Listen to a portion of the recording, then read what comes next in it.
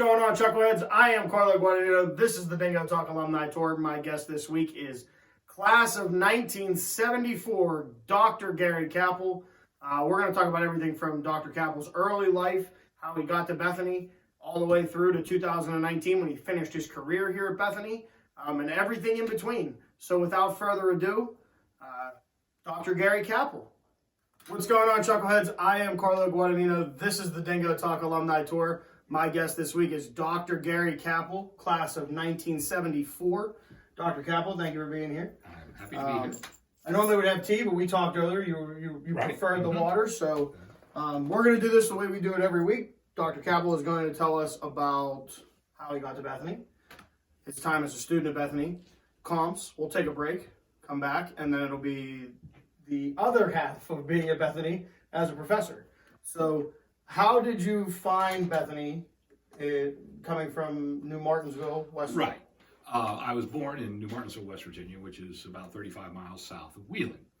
And I was raised in the Disciple Church. So Bethany was always in my ken. I mean, every year professors from Bethany would come and preach a sermon every once in a while, Perry Gresham and Bob Sandercox and so on.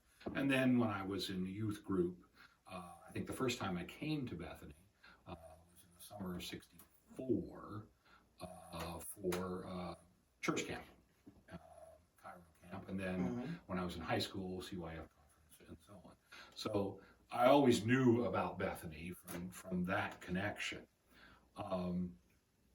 New Martinsville was a great place to grow up. It was a small town, typical of in West Virginia at the time. My father was chemical plant, PPG, drive past it as you go down south on Route 2, that sort of thing. But he was one of 10 children, 7 of whom stayed in New Martinsville.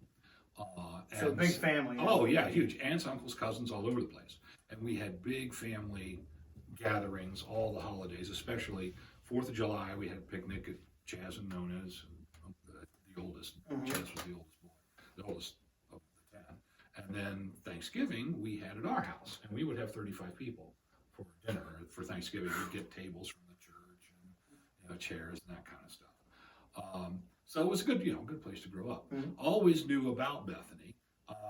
Several of my closest friends decided to come to Bethany in 1970. We graduated from high school in 1970. And Steve Ratcliffe, David Jolliffe in particular. I, on the other hand, went to WVU, and I was originally a forestry major. I really hadn't put a whole lot of thought into what I was going to major in, and in the 7th grade, I had said, I kind of like forestry, and I was a Boy Scout and all that stuff. And that was and so so I ended up in the forestry program at WVU, and it was okay. I did okay my first year. Freshman year was fine. Sophomore year, first semester of my sophomore year, I started to get deeper into it, and we had agronomy, which is chemistry of forest soils, dendrology of angiosperms, which is tree identification, civil engineering, that kind of stuff. And I realized this is really not what I want to do. I had always been active in theater and music when I was in high school because I was a terrible athlete. I had no hand-eye coordination. I was tall, so I had to play basketball, but I tripped over the foul line on the court. I played football one year, and that was a disaster. I lettered in golf.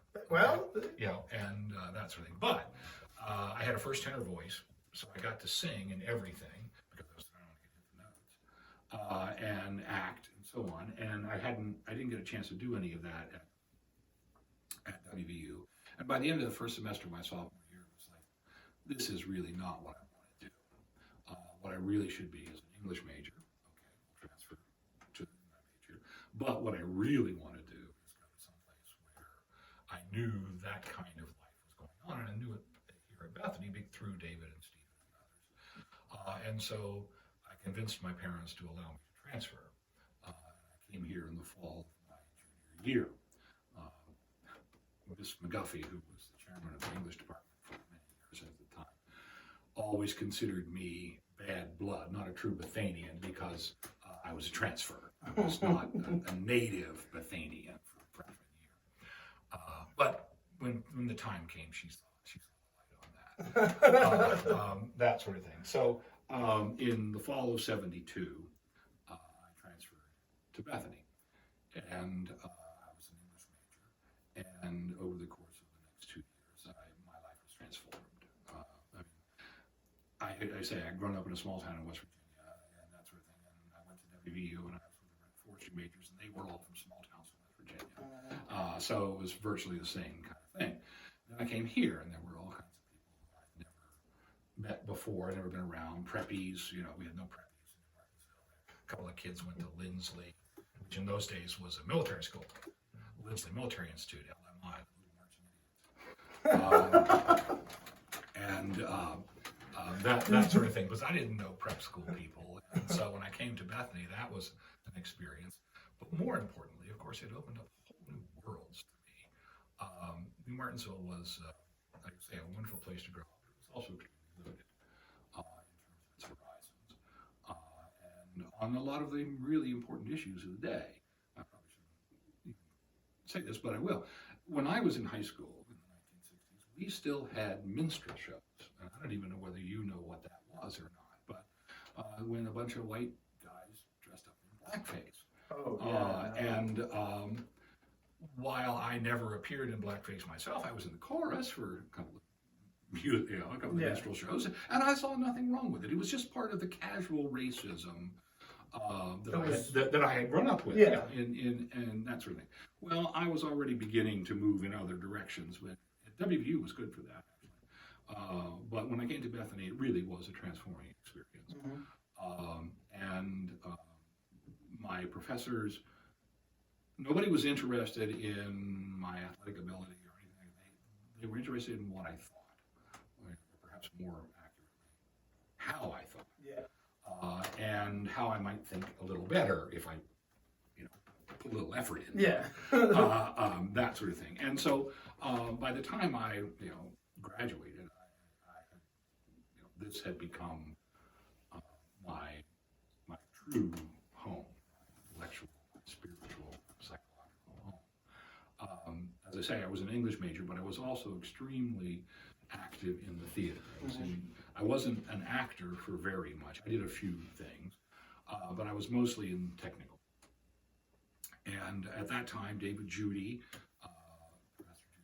Professor then, he was Dr. Judy in those days, and a man named Steve Rader was the technical director.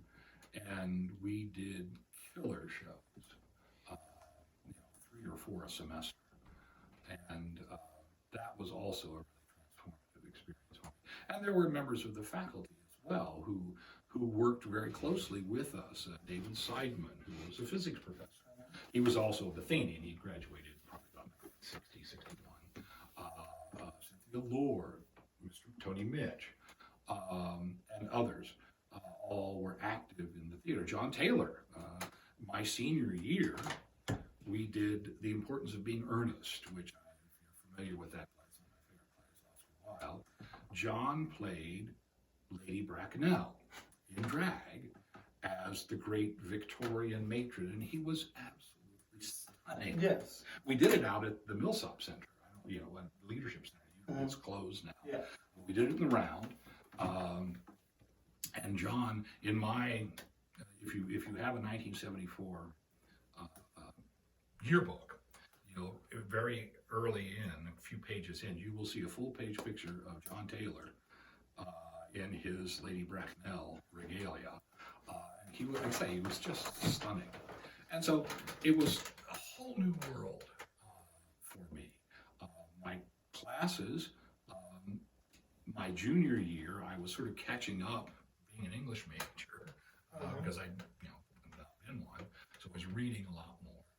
And by my senior year, I really began to realize that I was more interested in the times than I was in the work. In other words, I was more interested in what the author was trying to say about his own time than you were about the book itself and the literary criticism and so on. And particularly after I took literary, we had lit crit was required course in Einstein, that sort of thing. And this, fortunately, was just before postmodernism and deconstruction hit. And I don't know whether you're familiar with those movements or not, but you know, absolute bosh. But even before then, I began to realize that this was really not where I belonged. I applied for graduate schools, and I was accepted a couple of places, North Carolina, WVU. But you know, I'd been going to school for 17 years at that point, and I wasn't really sure that I wanted to continue with English.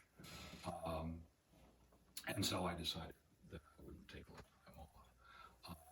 But what I learned, the most important lesson I learned as a student at Bethany was there will always be a hell of a lot more that I don't know than I do know. And once you realize that, you'll never be bored.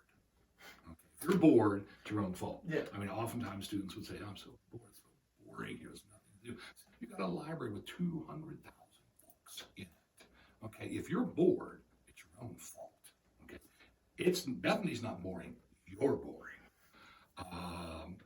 Well, so let's talk about some of the other experiences that you had at Bethany, because there were, at your time, the concerts were phenomenal. I mean, absolutely, we had great music. Well, and it was all due to Miss Nick, okay, to Darlene Nicholson, Dean Darlene. And we had concerts, big name shows, but also little shows. We had the Pittsburgh Chamber Orchestra played here every year. We had dance companies. We had jazz singers. So there was just stuff to do. Going all the time, exactly. And we would have concerts out at the field house. And, Livingston Taylor. We used to joke that you saw people at Bethany either on the way up or on the way down. Okay, well, we couldn't necessarily afford people at the peak. Yeah, but part of it, of course, was, and this was still true when I came back to teach. We can talk about that later. The small schools in West Virginia would form a consortium, and they would book these acts. And so, they played Bethany one night, Wheeling one night, Wesleyan, D&E, and so on, and they would just make a week of it, and that sort of thing. And so we had a lot more stuff. But Darlene was also really good at getting small shows, comedians, folk singers in Maxwell's. There'd only be 30 or 40 people there, but it was a great evening. Yeah. My senior year, Jose Greco, I don't know whether he was the great flamenco dancer. They performed in Steinman Hall, and we ran the follow spots for him and his dancers, and that was a real challenge, and that sort of thing. So it was really those kind of. We also had a lecture series where we had my senior year, Anthony Herbert, who was one of the most decorated soldiers, members of the armed forces to come out of Vietnam, who became completely disenchanted with the whole thing and put it all in a book. And that's Betty Shabazz, the widow of Malcolm X. Harlan Ellison, named science fiction writer. So you brought up growing up in an area where it was almost, I don't want to say indoctrinated into you, but the race, the borderline, it wasn't underlining. Yeah, it wasn't indoctrinated. It was just part of the atmosphere, right? You just absorbed it. So when you bring up Malcolm X, there's words, English. You bring up Malcolm X's widow. Mm-hmm. And for that time period, that's got to be huge to have her absolutely. here in a small town in West Virginia, speaking to what I would assume is probably a predominantly white group. Yes, we were pretty lily white in those days. So if you saw a person of color walking across campus, it almost certainly was not an African American. It was probably someone who had been recruited to play soccer, and you would get a very proper British or English finishing school accent, which was a bit of a throw as well. But what the most important thing about the Shabazz thing, Larry Grimes was teaching at that time an interdisciplinary course, and everyone had to take one. Richard Kenny taught Nazism, and Larry taught Black Man and the American Dream. And you would talk about the thing, a bunch of middle-class white kids trying to really get into the Black experience. And this is the early 1970s. But it was, again, and opened up a whole new world to me. The Harlem Renaissance, James Baldwin, Ralph Ellison, all the things we used as one of our texts, John Hope Franklin's From Slavery to Freedom, which is still the premier history of African Americans in this country. And in later years, when I was teaching here, we would show Charles Kuralt, who used to be a CBS guy, what you do, did a wonderful hour-long interview with John Hope Franklin, who was at that point already in his 90s. And we would show that to our junior history majors because here is one of the great icons of that sort of thing. So yes, it was bringing whole new areas of the world into Bethany. That was the thing. We sometimes feel as though we're isolated here, but we're not. We are. We're in our own. We're in the true. In my opinion, we're in the true sense of what Alexander Campbell wanted. You're away from a lot of the distractions. Mm-hmm. Your distractions here are whatever your vice is. If you're involved heavily in Greek life, that's where you are. If you're involved heavily in athletics, that's where you are. If you're involved in theater or whatever your field is, you have that isolation to. That's what you're going to do. It's just how do you manage your time and all the things that as a professor, I'm sure you explain to first year students that you got a lot of free time. Exactly. Use it the right way. Exactly. Oh yes, that's one of the freshman seminar speeches. Yeah, you're going to have more free time than you've ever had in your life, but it's not really free. There are lots of things to do, and you can very easily burn yourself out. And as you say, you need to manage that, and that's really the problem for most students when they first came would be managing that fact, and the fact that nobody was going to be there. Nobody's waking you up and saying, "Get on the bus." Where are you going? Who are you going with? When you're coming back? Okay, and that can be very disconcerting for people. So I have 2 parts left. Okay. We're going to get into comps, but you brought up a guy, and I'm actually in the process of getting Dr. Grimes on the show as well. He's, as I told Ken Morgan, there's a Mount Rushmore of Bethany, and I have check marks that I'm going off of. That's my Mount Rushmore. It's you, Larry. If Bob Sandercock was still alive, he would 100% be on that.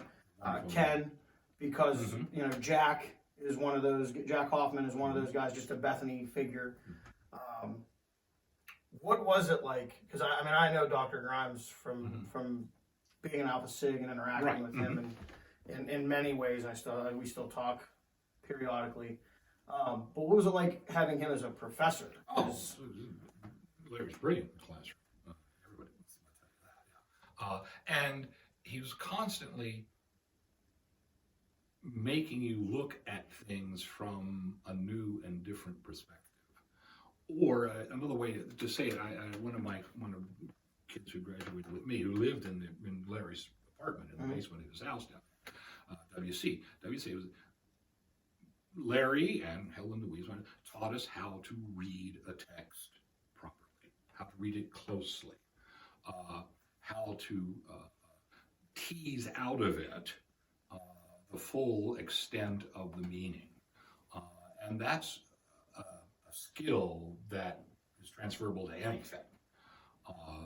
And Larry was very good at that sort of thing. And also, I'll say this because I'm the same way, he's a great performer. He's got that. And he, as a matter of fact, my second semester, my senior year, I directed a Reader's Theater show, The Tragedy of Tragedies, or The Life and Death of Tom Thumb the Great, by Henry Fielding, of all people. And Larry performed in that for me. And so, to be in the classroom with Larry was just phenomenal. And of course, he became a great mentor and guide to me when I came back to teach as well. And always had time Well, for example, I can remember we read the autobiography of Malcolm X in class, Black Man American Dream, and I remember going down to his house on Saturday afternoon or Sunday afternoon and saying, I really want you to talk about some of this, because there's a whole passage there when Malcolm finally said, the white man is the devil, and I was like, never really thought of that. That's sort of not something we've, That's a crazy thought in and of itself. I mean, I had the opportunity in my time at Bethany. I got to know Dr. Grimes. I got to know Walt Turner, Bill Hicks, and they were very open to have. We never had a class together. I think we had a seminar once, but so. But I had the opportunity where I could go down and ask these questions, and I had heard those stories coming into Bethany of how. That's what the town was. Is the professors lived in town. You went down, you talked to them. If you had a question, bring it to me. Right. And that's something I guess I'm gonna push. Actually, now I just thought about it. I'm gonna push that off because I just came up with a question for when you're as a teacher what you saw. And I want to get to comps so that we can. Okay. So comprehensive exams. Okay. Well, my senior year, there were at least 20 English majors. Remember when there were 1,100 students here, more than double what the enrollment is now, so there were lots of students, and 20 plus English majors, and I was one of the dumber ones.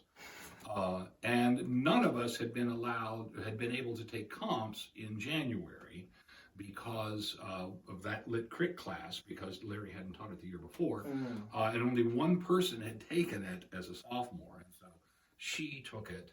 She took her comps in January and then everybody got else. distinction. And so all the rest of us had to take our comps in the spring. Well, when the time came, it was May, because we had a 4-week January term in those days. So second semester went right up to basically commencement was, Memorial Day weekend. So it was beautiful weather and what have you. And David Jolliffe and I lived at John Taylor's house down where Walt lived. Okay, in that apartment. And so a bunch of us English majors got together and decided that we would study as a group. And there was real concern that because there were so many really talented people that they were going to have to hand out distinction like candy.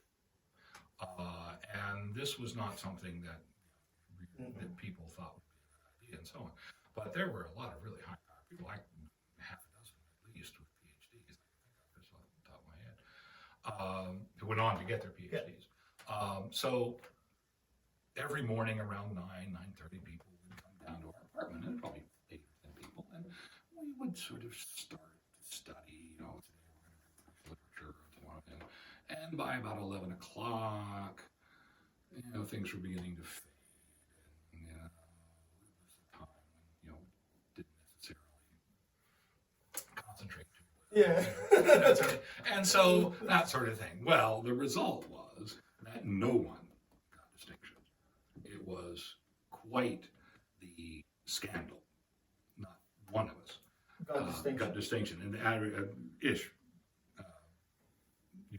when she set up the 1933 Society, I said, well, I'll be happy to work on that, Ish, but understand, I didn't get distinction. And so one of the things that they did, by the way, in 2019 when I retired, was they made me an honorary member and gave me a medallion. So that was very nice of them to do so. Yes, that was a great thing.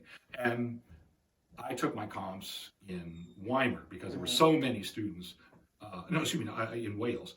There were so many students that Weimar was full, and it was all. So there was actually Wales. overflow. Oh yeah, okay. And I sat between two people. One was a phys ed major, and one was a religious studies major. And the phys ed major was done like 45 minutes. And everybody was like, "Yeah, thanks." And the religious studies major was sitting on the other side. He was a wonderful fellow, and also just what we were used to refer to as a casualty of the revolution. Yeah. Okay? I remember the afternoon, Monday afternoon session, they said, 20 minutes or whatever. And he looked up and he said, oh man, I got to get my shit together. I was like, okay. So you see, now you say that, I'm feeling way better about my comms experience because I did not have to look up at all and say, man, I had that moment 4 years earlier when I realized that we were going for a couple extra spins. Yeah. But Not in comps. I didn't realize that No, I remember it because the afternoon question for me was on American literature, and basically, I think it was something, write an introduction to an anthology of American literature. Okay. And, what works would you include and that sort of thing. And so I was furious writing, right? And it got to be about half an hour before it was over, and I realized, oh my God, I haven't said anything about theater or about drama, dramatic literature. And so I remember the sentence that I wrote. I said, American theater really begins with Eugene O'Neill. So just forget everything before that. Everything before that, don't worry about it. Don't worry about it. Because I'm not going to talk about it. And in those days, we did not have the tradition of everybody waiting outside for you. And I took or speaking of the faculty homes and what have you, I had my orals in Helen Louise's living room. We all did. And when you went out there and you were the only person standing outside, and when the person before you came out, that was it. There was just one person waiting handshake, to go in next. Yeah. And they didn't tell you whether you had passed or not. So you came out. You would walk out and just be. They would wait until everyone was finished before you were informed by the registrar's office that you had passed. And I'm guessing very nice letter that comes out, or did they just give us a phone call? And, hey, that sort of thing. But it was a situation where there was none of the yelling and screaming and all that kind of stuff. And that when I came back to teach 9 years later, that had become the tradition. Okay. And this is classic Bethany. You do something once, it's a tradition. You do it twice, it's an institution. And I was stunned by that because when you went in to take your oral, there wasn't anybody else there, and there wasn't anybody else when you came out because you didn't know if you passed or not, much less got distinction. Well, I think that's a good place. We'll take a break. All right. Send it to Kieran Dunn, KJ, with Maple Shades Outdoors. If you haven't yet, follow him on Instagram, subscribe to him on YouTube. And then he'll tell you more about Maple Shades Outdoors. We're going to come back, and Dr. Kappel is going to tell us about that 9-year journey and then what happened when he came back to Bethany. And as I called you before you came on today, I was telling everybody that works with the show, basically it's the voice of my Bethany. You were baccalaureate, you were the voice of graduation, you were the voice of matriculation. I mean, everything that every time there was a big thing that was there, you knew the voice. So we'll be back and we will talk about that. But go ahead, KJ, take it away. What's going on, everybody? This is Kieran Dunn, founder of Maple Shade Outdoors. You're currently watching Dingo Talk with my man Carlo. If you're anything like me and you're really enjoying this content, you should like and subscribe his page. While you're on YouTube, you should probably just head over and like and subscribe Maple Shade Outdoors. Check out our page, enjoy some videos, some outdoor content. You might as well hop on Instagram, Facebook, follow us, Maple Shade Outdoors. Now that's enough about me. I'm trying to get back and watch the rest of Dingo Talk, so I'll talk to y'all later.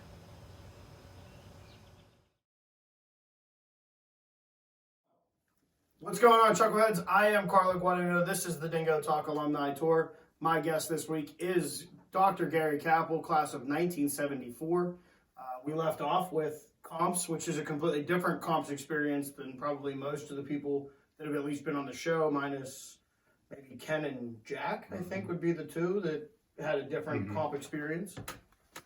So you graduated, and you had hinted earlier that you weren't sure about grad school. 17 years of schooling, you kind of wanted to.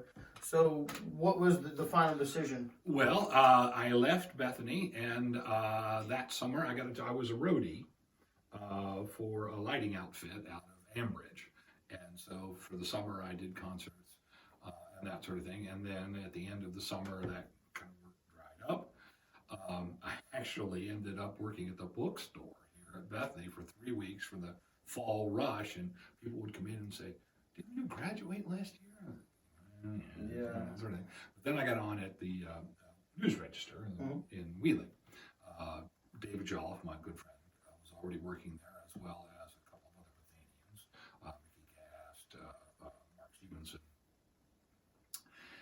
and actually Paul Burig, who was the slot man who Paul graduated in the 50s.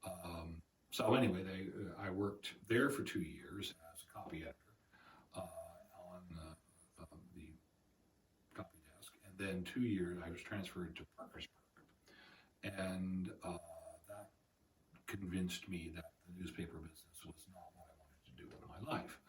I realized I could go in every morning for the next 30 years, change the date line and the number of dead and injured, and it would be the same story, you know. And so I decided that it was time maybe to go to graduate school. And I had also, as I said earlier, I realized that English was not what I wanted to do. I should have been a history major all along. Which inevitably comes down the... Yeah, exactly. And so I was able to, after 2 years there, I entered WVU in the fall of 78 as studying history. And the first year was on my own dime. Actually, my parents had loaned me some money. And I had a lot of ground to make up. I had read a great deal as an English major, but I had a lot of history to read. And if you're going to be a history major, you better like to read. Yeah. And so I spent an awful lot of time doing nothing but reading for that whole year. And then the next year, I got an assistantship, and I finished my master's. And then 3 more years on my coursework for the doctoral. And I took my doctoral exams in the spring of '83. My fields were Renaissance Reformation, British in 1660, modern European diplomatic, and my outside field was Victorian literature, nonfiction prose.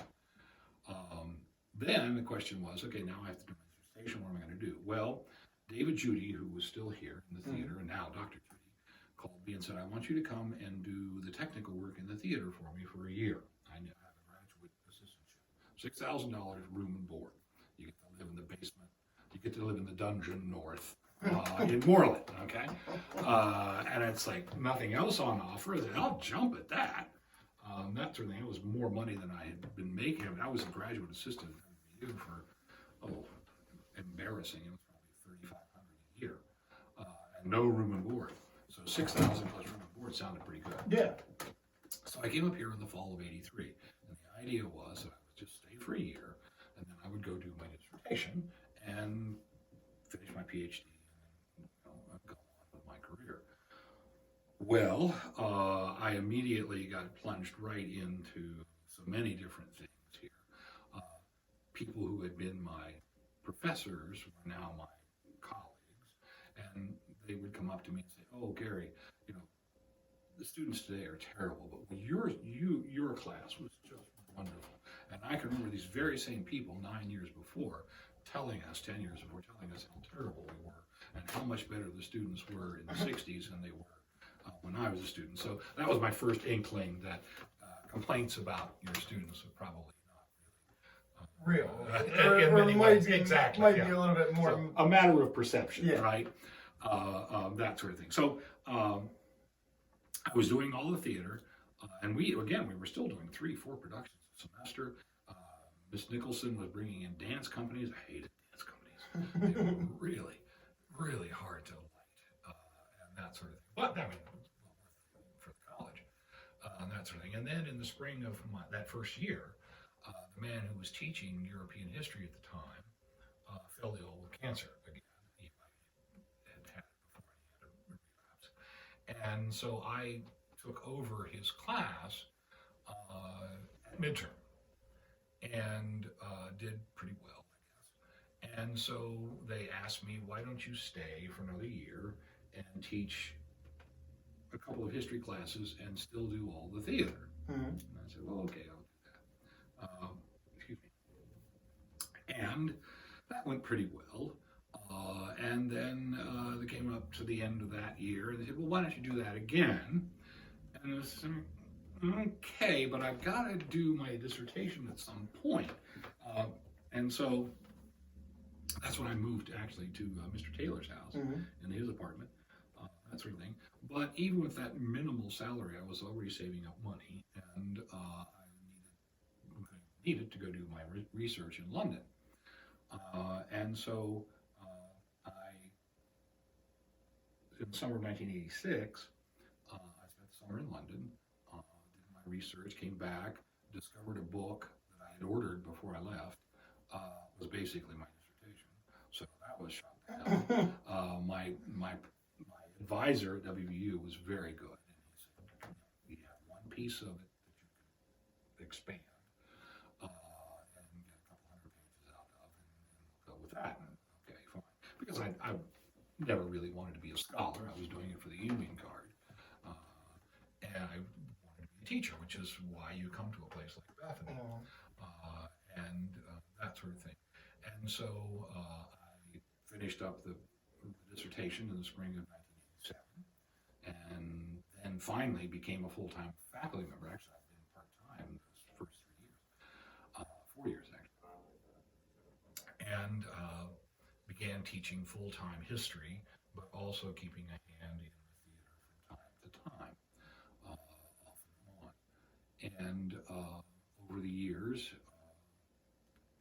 that I ended up. I dabbled in administration, and I started to pinch hit and for different kinds of things. And in fact, I became sort of the utility infielder for a lot of things. You mentioned Bob Sandercox earlier, a wonderful man who had, I think, served as virtually every single administrative position on this campus in his career here, including president. Once. Yeah, at least once. Exactly. Sometimes it might have been repeats there. Yeah, but. and I like to think of myself that way, that I would, step in. I was interim dean. I called it fake dean. I was interim chair, then I was chair of the departments. I ran the freshman seminar program when Larry was on sabbatical.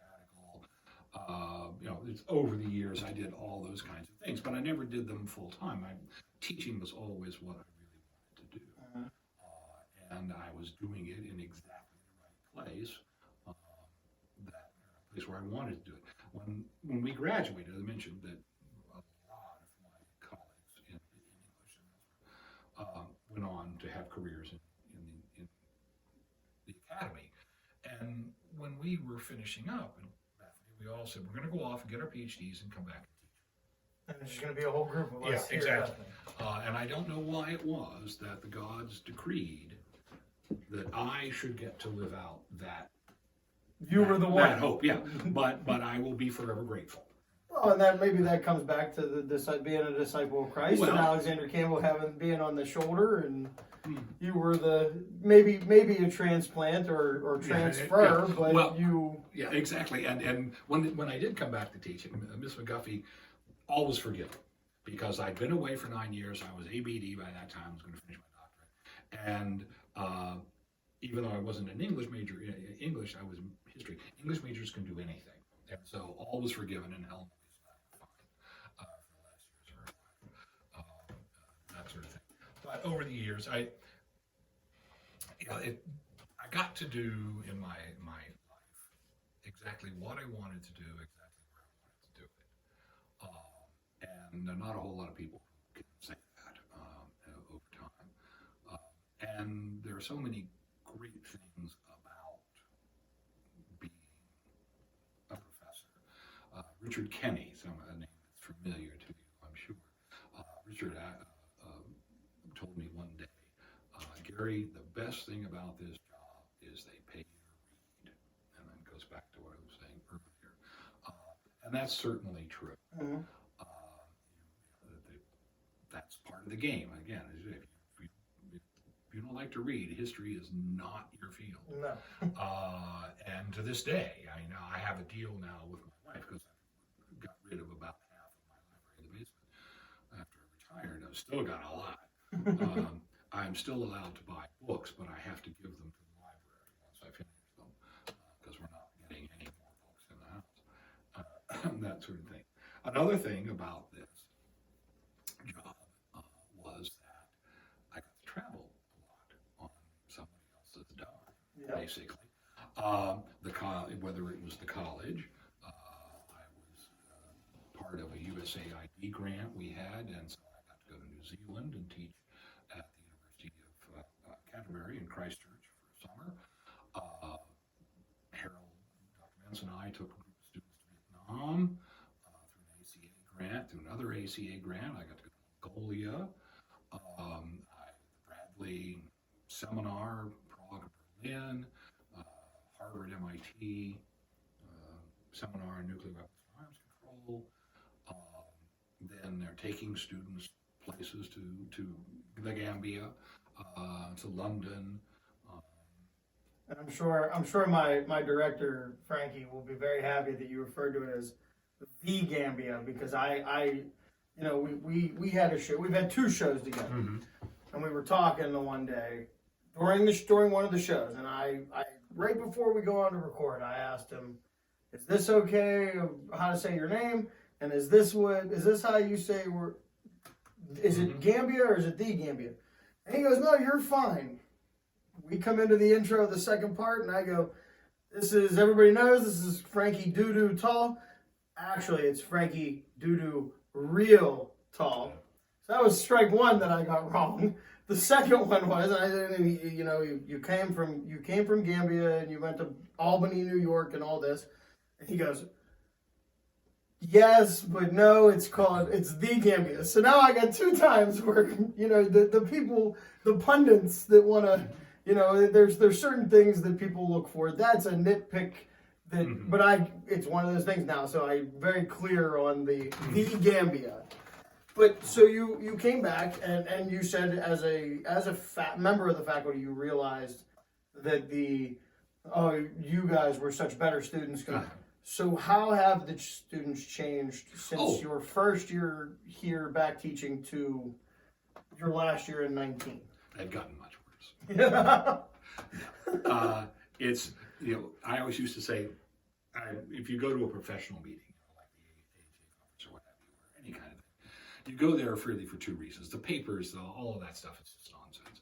But you go there for two reasons. One, to be reminded that your students aren't any worse than anybody else's, because faculty will sit around at the bar and complain about their students, and you realize, mine probably aren't that bad after all. And the second reason is to go to be reminded that there are just as many horses on other people's faculties as there are on yours, that sort of thing. So certainly students have changed. There's no question about that. And clearly, and I mentioned this earlier, by the last few years of my teaching, it was clear that I was moving farther away from the students, and they from me, and my style of teaching was not as effective, I think, with some of my students, as many of my students, as it had been at an earlier time. Because for them, what I did, chalk and talk, sage on the stage, was not the way they were accustomed to learning. It doesn't mean that they couldn't do it. The whole learning style thing is, I think, rather overblown. So it is even the learning style of the student that's coming to college. And we're not. I mean, obviously, you've been at Bethany, so you've seen it firsthand here.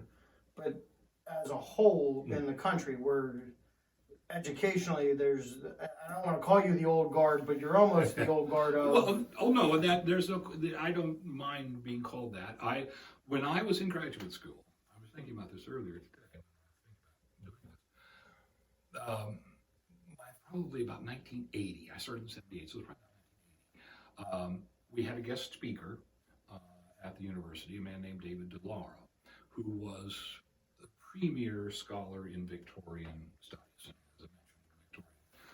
Literature is one of my fields.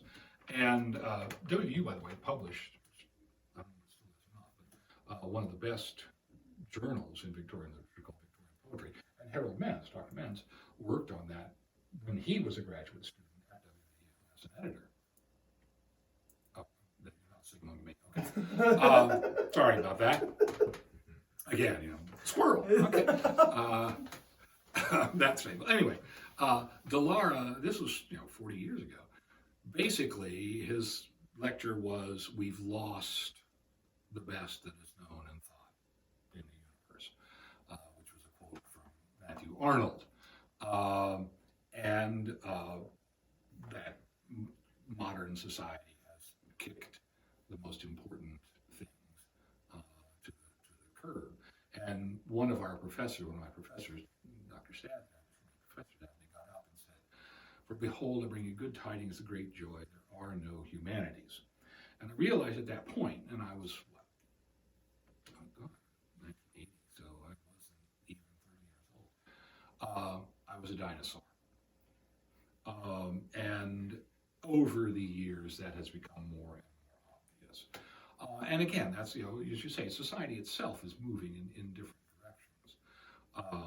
The kinds of things that I think are important for people to know are no longer considered mainstream. Yeah.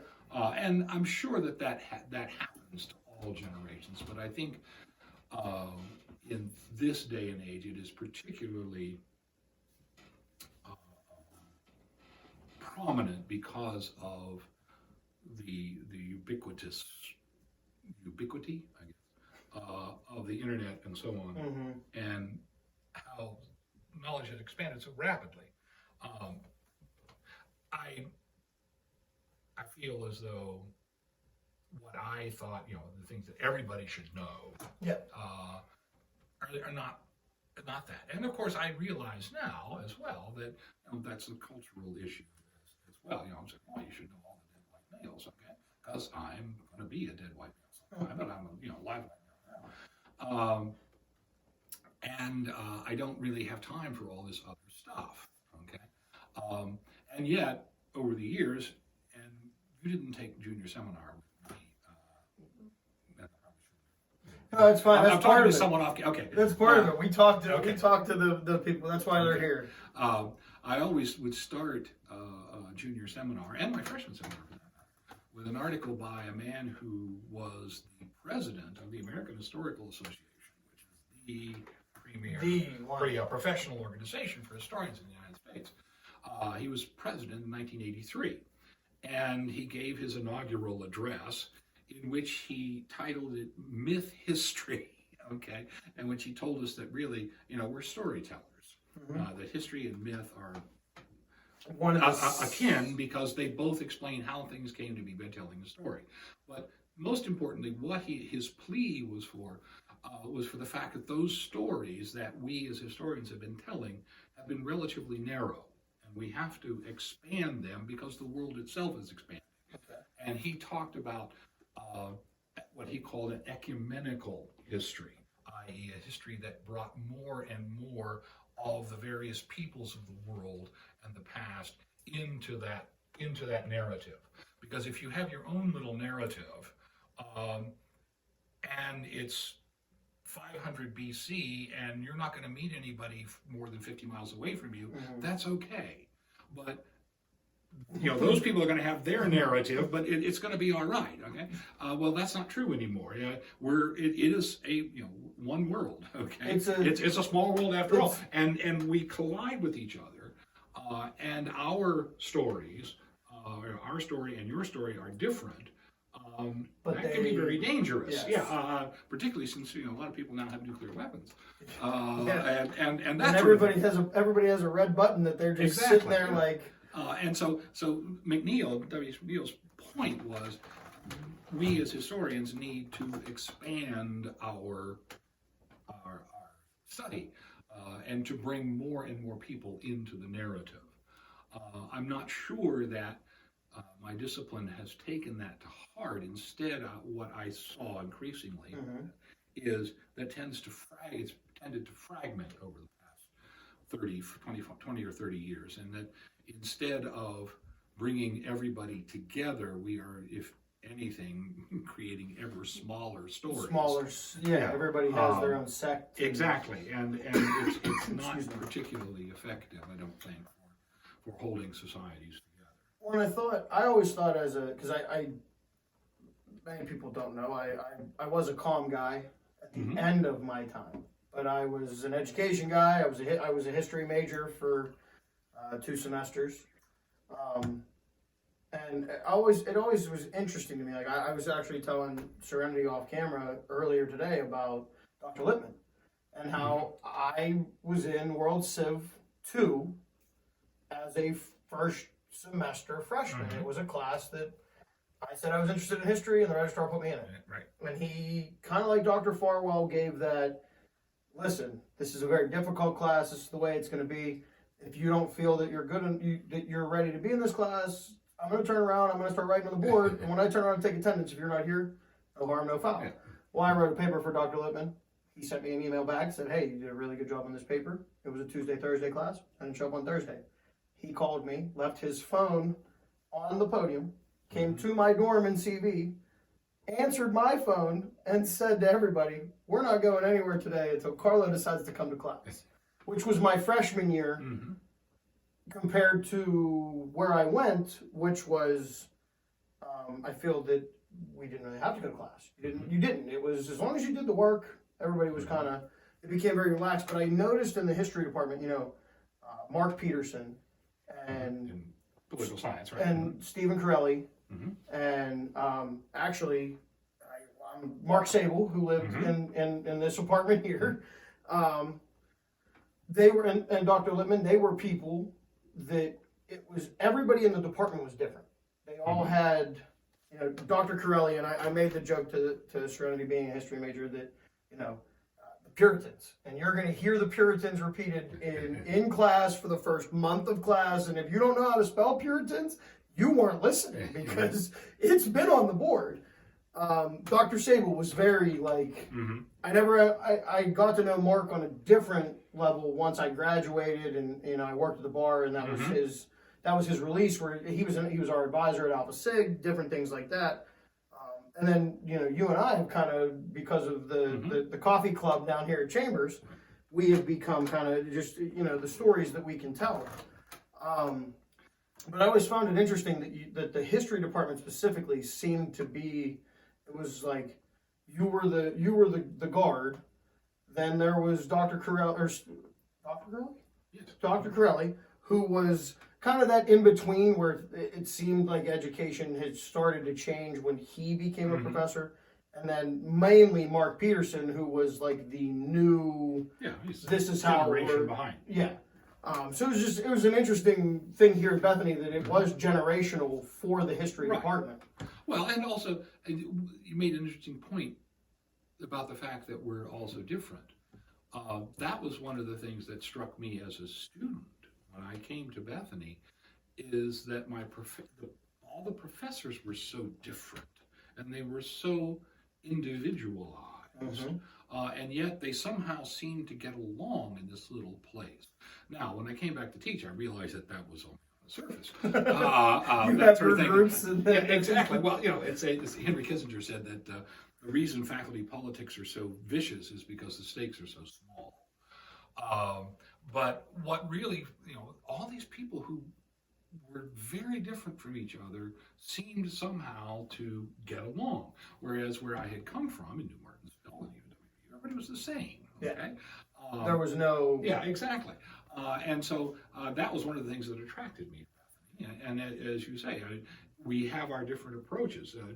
Dr. Lozier, whom you probably didn't know, he retired before you came. Jack came from the social science side of the discipline. I'm a humanist, okay? I am interested in the individuals rather than the larger social trends and so on. And there is a big, huge debate within the discipline. Are we a social science or are we humanities? Well, I come down very strongly on the humanities side. That sort of thing. And frankly, that's not really where the mainstream discipline is anymore. Although I think it's coming back a certain way, in certain ways. But for me,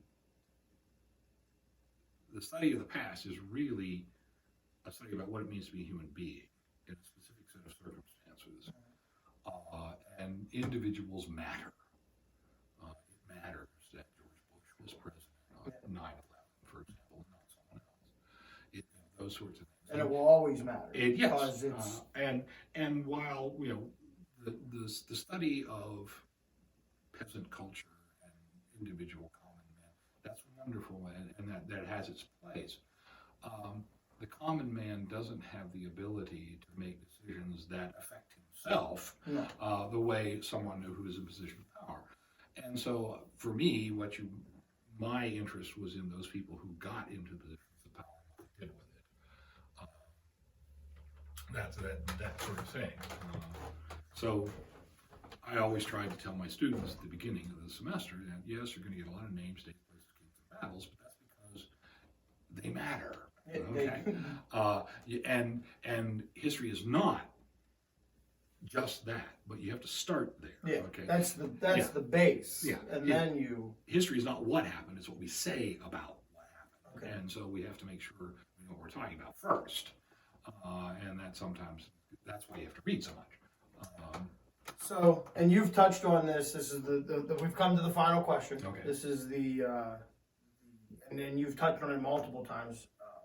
Why Bethany? If you're talking to somebody that's a junior in high school or a senior in high school right now, and they're looking at a smaller college, why Bethany? Okay, I would say that the greatest strength of Bethany is the ability to allow you to do what you want to do and to support you in that. If you don't want to do too much, you can come to Bethany and it'll be boring. Vegetate for 4 years, and it'll be boring. But if you are willing to put forth the effort, every one of my colleagues and administrators as well, and also other students, will support you as you do that. So you come and there's no club for what you want, fine.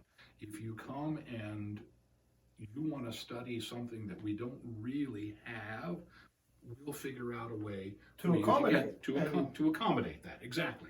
So I learned more about fashion over the past 5 or 6 centuries from one of my students, Sarah Sebatin.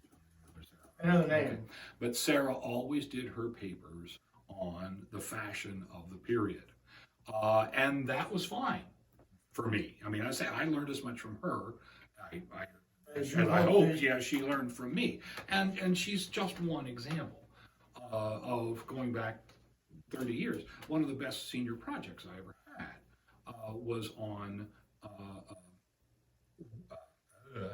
this is terrible. The invention of the electric guitar. Les Paul. Les Paul. There you go. When you said Les, I was like, I'm trying to think of names that would. Les Paul, exactly, and the invention of the electric guitar. So I learned as much from my students as they learned from me, I think, over the years. And so I would say to someone, you will become a teacher as well as a pupil here, or you can become a teacher as well as a pupil here. And again, there's always going to be a great deal more that I don't know than I do know, and if you can help me learn something new, you become valuable to me. Well, Gary, that's a great place to stop, because not only are we going to send it to Harry Chambers and have him talk about the store, before we send it to Harry Chambers to talk about the store, him and Jack, we started this little mini-series. It's called Jack's Facts, History as Enacted. Through Jack's eyes, it's everything about his time here at Bethany and the things he saw. So we're going to send it to Harry, who will send it to Harry, who will then kick it to the outro. But I wanted to say thank you. Thank you for having me. I truthfully enjoy and appreciate hearing. It's great to have people on that I went to school with, but I know what their Bethany was like, because I was there. I wasn't even a thought in 1970. So to hear what Bethany was like and the people that came here just in the lecture series and whatnot, I think it was great. So thank you very much for being here.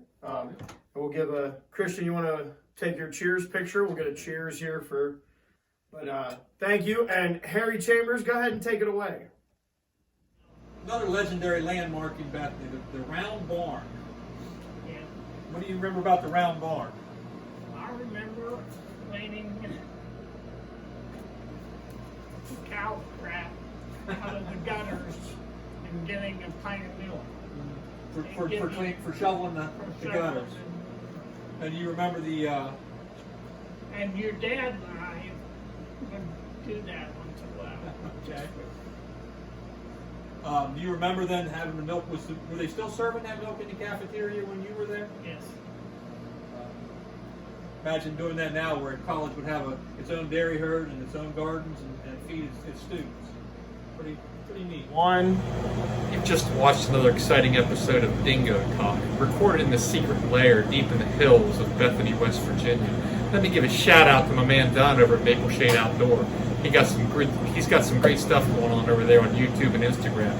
Please make sure you check him out. Also, now available as promised, we have the second edition Bethany, West Virginia Mushroom Capital of the World t-shirts and our Chambers General Store. If we don't have it, you don't need it t-shirts. Available in all sizes. So make sure you stop by the store for a t-shirt, breakfast sandwich, or sausage biscuits and gravy, and make sure to check out those daily lunch specials. Now back to you, Dingo.